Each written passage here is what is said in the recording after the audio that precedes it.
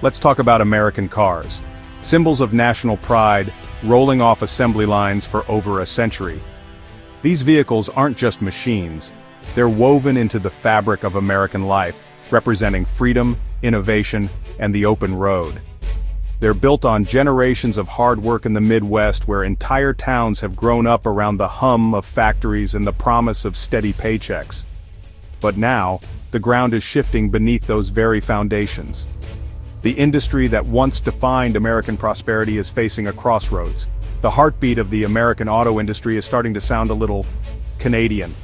Factories and investments are crossing the border, and the landscape is changing fast. Ford and Tesla, two industry giants, are eyeing Canada for new factories and jobs, drawn by government incentives, cheaper energy, and a skilled workforce. For American workers in places like Michigan and Ohio, it feels like a betrayal, a personal loss, not just a business move. Families who've depended on these jobs for generations now face an uncertain future. This is more than economics. It's a collision of profit, politics, and identity. Boardrooms debate numbers while workers protest outside, fighting for their livelihoods. Corporations chase incentives and lower costs, always searching for the next competitive edge, even if it means leaving communities behind. Meanwhile, workers and their families face uncertainty, wondering if their way of life will survive the next round of corporate decisions. And in the middle, politicians like Donald Trump are turning the drama into a national spectacle, using the headlines to rally supporters and score political points. The stakes are high and the outcome is far from certain. Every negotiation, every announcement feels like it could tip the balance. Why are these iconic companies looking north? What's driving this shift, and what does it mean for the future of the industry? What does it mean for the American worker on the assembly line, whose skills and dedication have powered this industry for decades? And how does political theater shape the story, influencing public opinion and policy with every soundbite and debate? Let's unpack the rumors, the announcements, and the outrage. There's more to this story than meets the eye. This is a messy, complicated, and crucial story about the future of American manufacturing. A story that will shape communities and economies for years to come. Buckle up, because the road ahead is anything but smooth. The twists and turns are just beginning. The final act isn't written yet, and everyone's watching. The future of American cars, and the people who build them, hangs in the balance. Let's dive in. What are Ford and Tesla up to? The two automotive giants are making headlines, but not just for their latest models or tech innovations.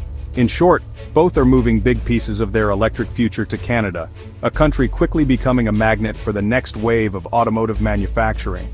Ford is investing billions to transform its Oakville, Ontario plant into an electric vehicle hub, a major shift from its Detroit roots, and a clear signal that the company is betting big on Canadian soil. Tesla, meanwhile, is actively scouting Canadian sites for a new gigafactory, signaling a deep commitment to expansion north of the border. The company is looking for the perfect location to anchor its next phase of growth. These moves are strategic.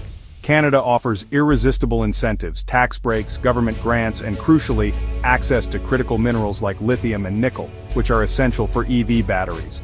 For Ford, it's about future-proofing, ensuring the company stays competitive as the world shifts to electric vehicles and tapping into a skilled Canadian workforce. For Tesla, it's about securing a stable local supply chain, reducing reliance on overseas suppliers, and streamlining production for North American markets. This isn't just about a couple of factories, it's a potential exodus of jobs, innovation, and investment that could reshape the entire North American auto industry. When production moves, so do engineering, R&D, and hundreds of supplier jobs, impacting communities and economies on both sides of the border. The result? A slow erosion of America's industrial base, as once bustling factories face uncertain futures. For U.S. workers, it feels like the rug is being pulled out from under them, with livelihoods and local economies at risk. For Canada, it's a windfall, new jobs, fresh investment, and a chance to lead in the global EV race.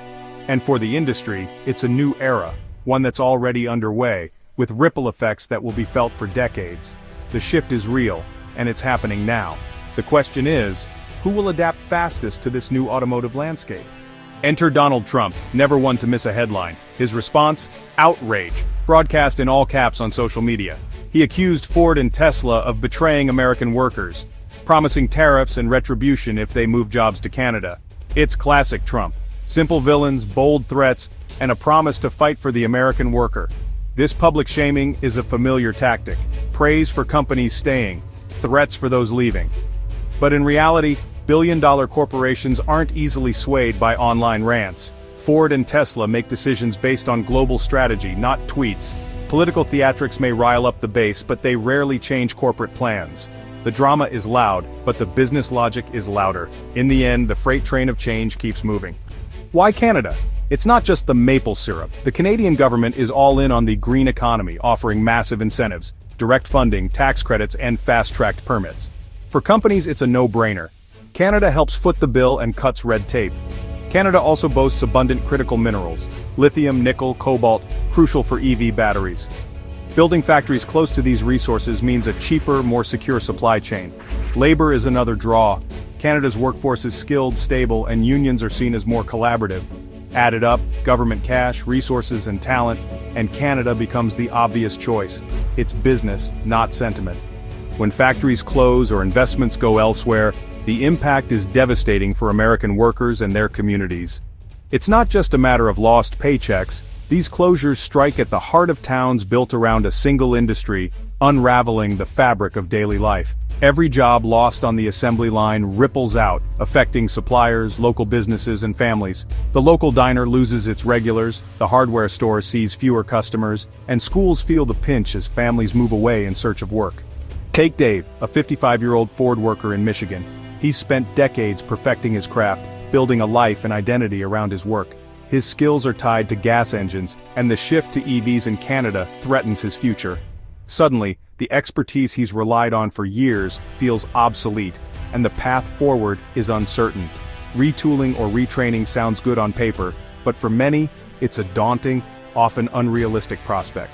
Learning new skills late in life while supporting a family can feel overwhelming and even impossible. The result? Fear, anxiety, and a sense of betrayal, by both corporations and government. Workers feel abandoned, left to navigate a future they never asked for. This anger is fertile ground for political figures like Trump, who offer simple answers and a clear villain. Promises to bring jobs back resonate deeply, even if the reality is more complicated. The narrative becomes one of good versus evil, with American workers cast as the heroes. They stand together, proud but anxious, fighting for their place in a changing world. But the real story is more complex, and the solutions much harder.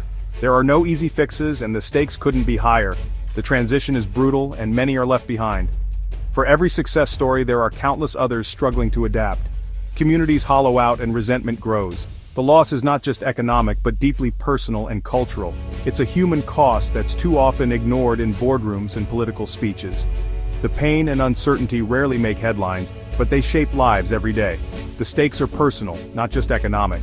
Families worry about their future, their homes, and their children's prospects, and the fallout is far from over. For many, the struggle to find stability and hope continues, shaping the American story in ways we can't ignore. Let's compare two Ford plants, the historic Rouge complex in Michigan and the soon-to-be transformed Oakville plant in Ontario.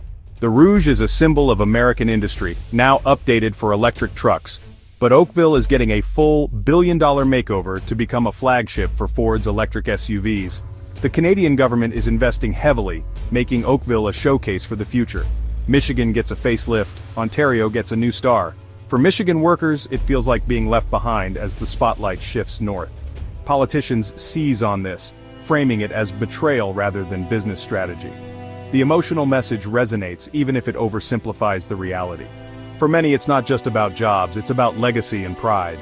So, what's next for the US auto industry? The shift to electric vehicles is inevitable, but how America manages it will shape its future.